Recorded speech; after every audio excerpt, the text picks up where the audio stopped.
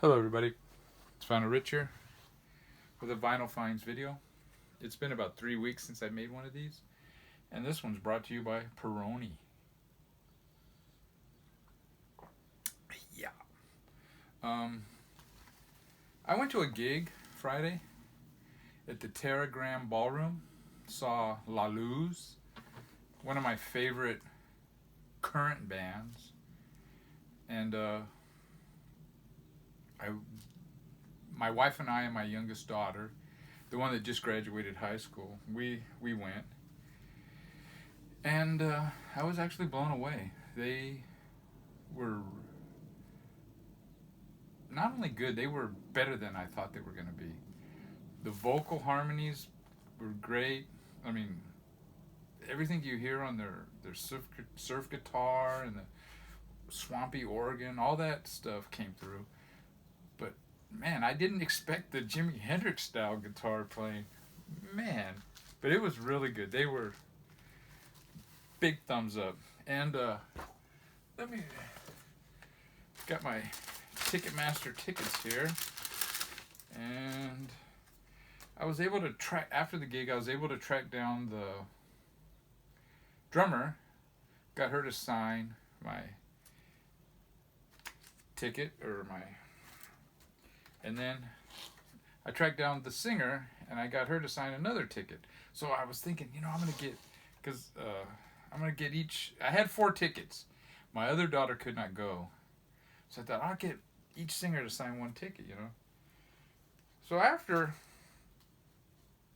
the gig, I thought, I'll go to the merch table, if the band's there. So we kind of waited around a little bit, and sure enough, they started showing up. So I got in line,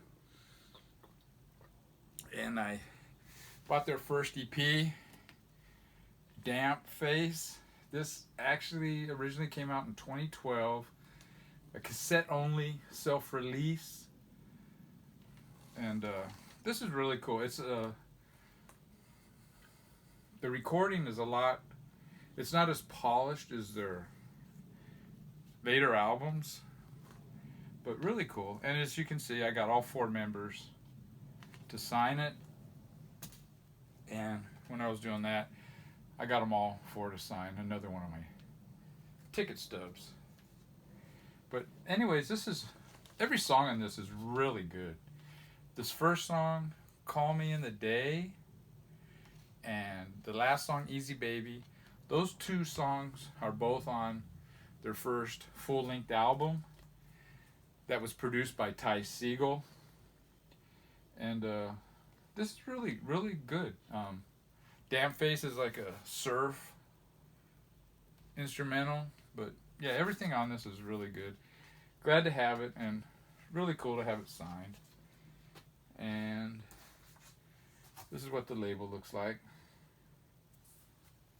I do have their first album, and I bought their newest album, and I think I showed the newest one. It was either in the last video finds or the one before that. And I wasn't really warmed up to it. The more I've listened to it, I've only listened to it a few more times, I kind of like it.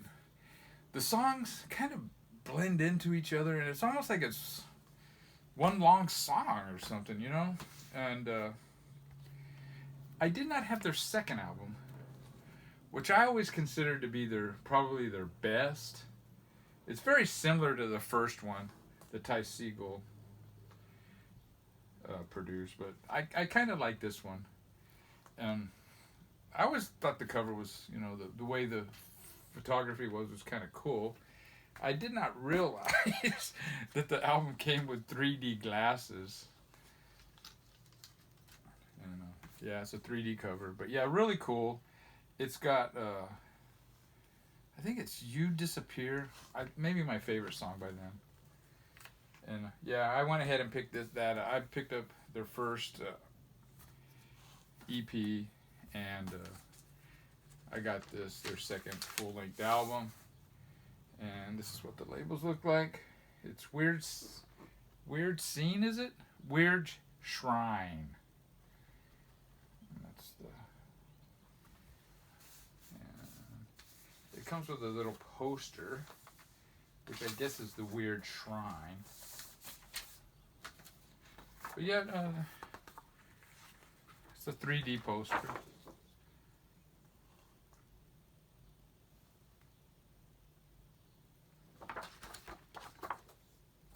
Pretty cool. I mean, I was really impressed with them. My wife,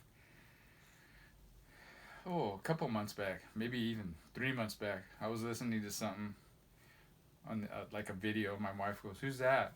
And I had already bought the tickets. I go, "That's La Luz," and she made this face. Like she wasn't too impressed, and she never sat down and listened to him though, and she was actually very impressed. Now my daughter, I'm not sure. I think she liked him, but I don't know. You can never tell with her. One other thing. I got recognized. This is the second time. Vinyl Richie got recognized. After the gig, some guy came up to me and goes, "Hey, I've watched your videos." And my my daughter was kind of tripping out. And then he was talking, and then he had a beer in his hand. He was going, "All right," and he was like doing this with the beer. And it was funny. Then when we got home, my daughter told her older sister about it, and the older sister goes, "That's kind of surreal." She goes, "Maybe on your next contest you should if you win, you get to spend a day with Vinyl Richie." And I go, "Yeah, that would be really, really, really entertaining. You sit on the couch and watch In the Heat of the Night or Blue Bloods reruns. Anyways, La Luz, if they come to town, I suggest you check them out. I was pleasantly blown away by them. It was a lot heavier than I thought it was going to be. They still had the soft songs, surf. It was just, I'm just blown away. Okay, enough of La Luz. Fat City Vinyl. He just showed some albums he bought. Taiwan albums, I guess. And it was kind of weird. I had just picked up one. This is a Jefferson Airplane, Crown of Creation. And I don't know if I would have bought this. I probably would have. It wasn't that much. But if you look right here, it's misspelled. It's Jefferson Airplane. So I had to get that, Jefferson Airplane. And, man, this is like, really thin. And it's actually, if you look inside, it's a cover for something else before. I don't know if you can see that in there. It says the golden melodies of, but I don't really know who it is. It's still got the shrink on it, so I'm going to leave that on there. And this is what the label looks like. My first Taiwan album. Maybe my last. I mean, I got it. It's kind of gimmicky.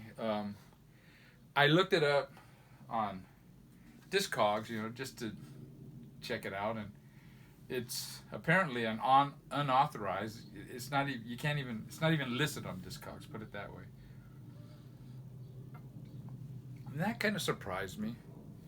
But I guess all the Taiwan ones are unauthorized or not listed on Discogs anymore. The next one it's another 60s album. Came out in 1969. Heir Apparent. This is an album that was produced by Jimi Hendrix. It's a Northern Ireland band. They actually toured the U.S. with Jimi Hendrix. And I guess he produced them at Electric Ladyland Studios in New York City. Robert Wyatt from Soft Machine, is it? And Noel Redding, they sing on one of the songs. What one is it? Oh. Miss the Clown. I believe it's that song. Anyways, apparently Jimi Hendrix not only produces, he does play guitar on several of the songs. I don't know how many. I've read that he plays on all but except for 2. I don't know if that's true or not.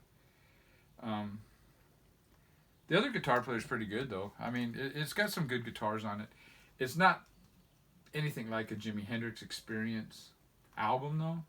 It's a little more poppy, a little more poppy psyche.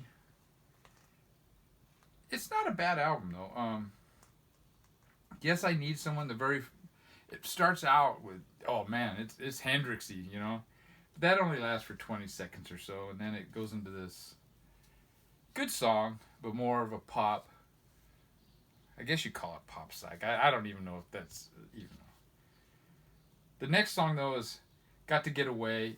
It almost sounds like a California country-ish, you know, that tinge to it, which is kind of weird. I definitely don't think Jimi Hendrix plays on that song. Then the third one is another really good song, The Clown. That's and then My Guy, Fockless, Someone Is Sure To is the last song. Morning Glory, the first song on side 2 is really good. The last song on side 1 though, first, I mean, that I really like that song. And I don't know, I can't remember if it was, I think it was Captive in the Sun on side 2. It's like a 6-minute song. And it's got like different sections. And there's one song on side 1 that's like that too. It's like, it's kind of a slower acoustic, not acoustic, but you know what I mean, slower. And then this middle part that's just it's almost like a different song.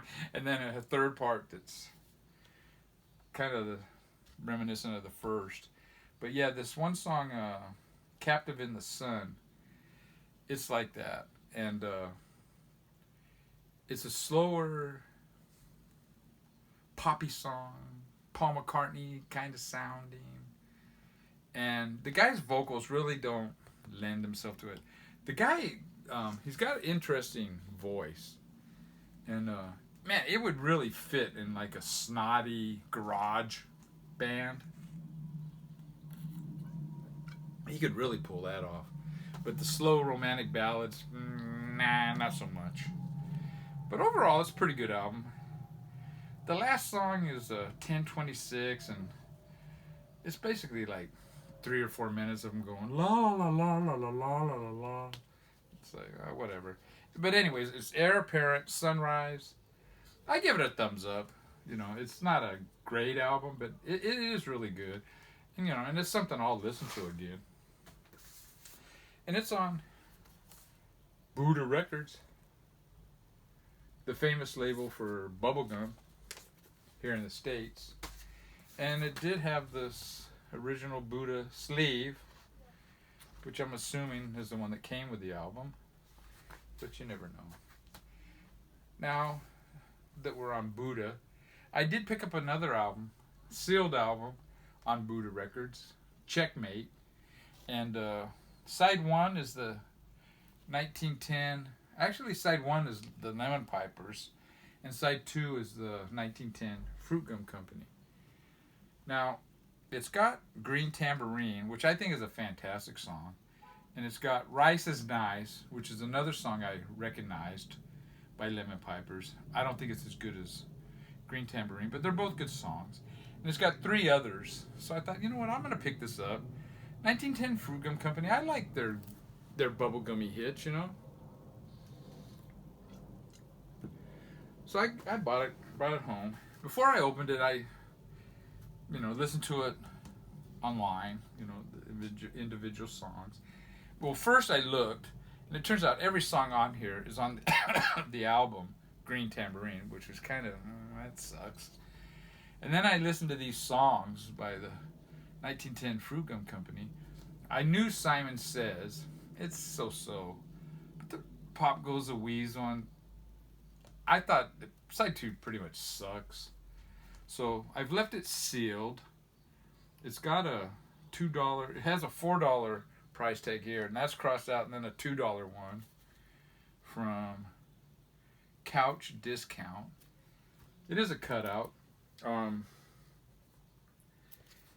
I don't know. I'll probably trade this in. I'm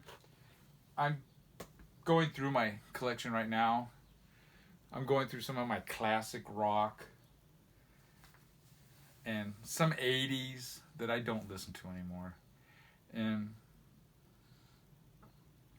like the perfect example is that Genesis album, the one that has That's All, is it? Let me get it real quick. I'm sorry. Unprofessional. Oh. Sorry, folks. I usually don't like to do this kind of thing. This album. That first song, Mama, it's a pretty cool song. And I really love that one part where he goes, ha, ha, ha, ha, ha. And That's All. That's a good song. But after that, man, I'm never going to listen to this, so might as well get rid of it. Another one. I like the album, Fleetwood Mac, Rumors. When I quit buying vinyl, and actually the belt on my turntable broke, I started buying CDs. I have this on CD, and quite frankly, I don't need it on both. So I'm gonna get rid of stuff like that. Anyways, let's go to my new vinyl finds. Next one here is Andy Summers, Robert Fripp, I Advance Mast, and it's all instrumental. They play everything on it. It's, I don't know if you call it ambient. Flipside CT, if you don't have this, I think you would like it. I've only listened to side 1 twice, and I'm going to confess, I fell asleep both times. So I have not listened to this album. I'm not saying it's bad, but it put me to sleep. It's in the shrink. Got the hype sticker, and it's on that regular A&M label. Now, something that doesn't put me to sleep. We got Box Pop, their EP. This is basically the members of 45 Gray for the most part, with the exception, is it this guy? He was in Angry Samoans. Yeah. And yeah, it's really cool. I remember when this came out, and I never bought it. Here you go. The Paul Cutler, is it? From Arizona, Phoenix. Shout out to Hog's Ear Report. Also Don Bowles, drummer from The Germs. Dinah Cancer. Really cool. And I forget what band this guy was in. But yeah, it's really good. I got it very cheap. It's on Mystic Records. And this is what the back label looks like. It's an EP, 2 songs on each side. I mean, I'm a big 45 Gray fan, so I had to get it. Now this next one, I basically picked up. It's God's Favorite Dog. It's a comp, and I basically picked it up for the Big Black songs. They're unavailable anywhere else. In fact, it says on here, including unreleased tracks by Big Black, Butthole Surfers, and Scratch Acid. And the Butthole Surfer ones have later been released on that Humpty Dumpty LSD comp that came out in the 90s.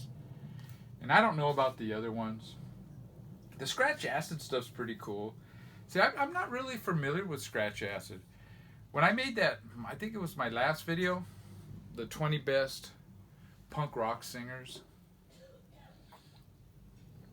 I must admit, I did leave someone off. HR from Bad Brains. He should have been in my top 10. But I got other comments. And, like, one was, no Wendy O. Williams. No. Wendy O. Williams is really not a... The Plasmatics might have been entertaining to see live and that, but Wendy Williams is not a great singer. I mean, come on. But what was weird, that guy left a comment. There were several other comments on my last 2 Final Finds videos. They pop up on my phone. I can't answer them on my phone, but they're not on the video. So I have not been able to answer some of the comments left on my video because they're not even showing up there. So I apologize. But yeah, this is really cool. The Butthole Surfer songs are cool. The Scratch Acid, the Big Black, the Killdozer. I'm not a Killdozer fan, dude. I thought, oh yeah, give them they're okay, but the other songs are Rose and Happy Flowers. This is the inner sleeve, and this is what the record looks like on Touch and Go. But yeah, I think I have everything by Big Black now on vinyl, but I don't know. I'm not sure. Now another comp I got here. I was surprised to see this for the price, and it's Life is Beautiful, so why not eat health foods? Great album cover by Raymond Pettibon, the brother of Greg Ginn from Black Flag, guy that did all the Black Flag album covers, does all the off ones now. And yeah, really cool. Right here it says, I'd like to do a song or a piece of music that's just a pure expression of joy, like a celebration of existence, you know, like the coming of spring or the sun rising, something like that, pure, unbounded joy. You know, I don't think we've really done that yet. I guess that's a quote from Jim Morrison. I don't know if this is supposed to be Jim Morrison, but some guy here with a Cuba acid, I'm assuming. And his girlfriend topless with a watermelon. Pretty funny. Fantastic, though. Side 1 of this is just great punk. Side 2, Flipside CD recently did a video showing his Wire, and he referred to them kind of like arty punk. They're not all the way punk. See, I do agree they are arty punk, but they're 100% punk, dude. Punk bands were not all the same back in the 70s and early 80s. And this is, side 2 is more of the arty stuff. I prefer side 1. You got the opening song, We Will Bury You by the Bags. One of the first generation 78 LA punk bands. You got Anti, 2 songs by them, great. Shattered Faith, which is a fantastic band. China White, MIA, Ill Will, and then you got Germs, a live version of Media Blitz, and What We Do Is Secret, recorded at the Hong Kong Cafe. Hong Kong Cafe was a Chinese restaurant in Chinatown that used to do punk rock shows. And then you had Madame Wong's that used to do punk rock shows, but they used to do the more arty ones, you know. And this is what the labels look like. There's a series of these. I know of 3 or so. And they're on that New Alliance, New Underground Records, which was the record label by the Minutemen. But yeah, really cool. Side 1 of this is just fantastic. Talk about fantastic. I picked up this recently. Jerry's Kids. This is a Tang reissue from 1990. Apparently, I looked on Discogs, and Tang has reissued this, I think, maybe 6 different times. This is the first reissue of it. And you can tell by the dead wax But yeah, fantastic album. If I had this album, it would have made my top 100. It wouldn't have made my top 10, maybe in the 50s in that area, 40s, maybe 30s. But yeah, fantastic. It's really hardcore punk, 83. Side 1 is all just fast hardcore punk. And then the last song is Raise the Curtain, a slower song. And it's cool the way that the side 1 ends. It's almost like a adolescent song. It has that kind of an adolescent sound. But of course, the vocals aren't as good as Tony Adolescent. I mean, I had him as my, 6th best punk rock singer in my last video. And, yeah. This is Boston, not L.A. It's kind of funny, though, you know. This is Boston, not L.A. And, you know, which is cool. But they still did the stage diving and moshing, you know. Started in L.A. And yeah, cool picture of the band here, though, you know. And I think right above that shoe right there, I believe that's the singer. I'm not sure. I remember I saw, and this is what the label looks like. Tag Records. I remember I saw Suicidal Tendencies at Perkins Palace. And there was a point where you couldn't even see the band. There were so many people on stage. It was funny. They were fantastic at that gig. And I did my first and only stage dive at the Suicidal gig at Perkins. I mean, I used to slam the shit out of people, but... And if someone fell, you picked them up. You know, it wasn't no violent bullshit.